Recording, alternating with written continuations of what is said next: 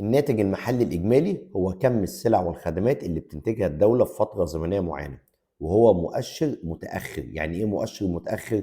مؤشر ما بيتنبأش بالمستقبل، يعني البنك المركزي في الدولة بيستخدمه علشان يقيس البيانات الاقتصادية المتأخرة اللي حصلت في فترة سابقة وليس توقع. طيب، في الغالب إن البنك المركزي يفضل استخدام معيار أو أساس الثلاث شهور، يعني كل 3 شهور بيقيس الناتج المحلي الإجمالي. وطبعا كل ما تكون الارقام ايجابيه كل ما كان دليل على توسيع حجم الاقتصاد.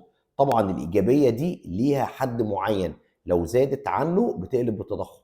اما السلبيه لو حصلت في قراءتين ورا بعض، يعني بعد اول 3 شهور وبعد 6 شهور في المرتين القراءه طلعت سلبيه والناتج المحلي الاجمالي بقى بالماينس او في تراجع، ده دليل او مؤشر وجرس انذار ان في بوادر ركود او انكماش اقتصادي هتحصل.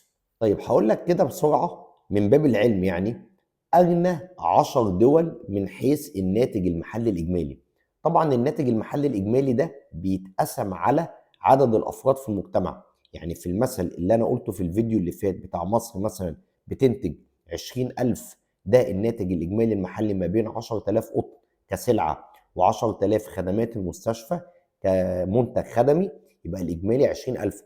على افتراض بحسبة بسيطة إن ال 20,000 جنيه دول الناتج المحلي الإجمالي، على افتراض إن إحنا عندنا 10 أفراد.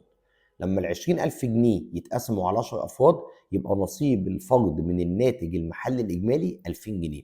تعالى بقى كده أشوف معاك إيه أغنى 10 دول على مستوى العالم من حيث الناتج الإجمالي المحلي لما تقسمه على عدد الأفراد. أول حاجة عندي لوكسمبورغ، تاني حاجة سويسرا.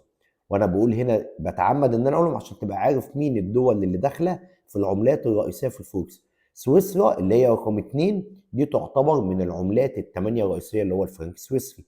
عندي الدوله رقم 3 ماكاو، رقم 4 النرويج، رقم 5 ايرلندا، رقم 6 قطر، 7 ايسلندا، 8 الولايات المتحده الامريكيه. ودي العمله رقم 2 اللي معانا. يبقى انا عندي في اول 10 دول كده في عملتين، الدولار الامريكي والفرنك السويسري. الدوله رقم 9 في اجمالي الناتج المحلي على مستوى العالم سنغافوره، والدوله رقم 10 الدنمارك.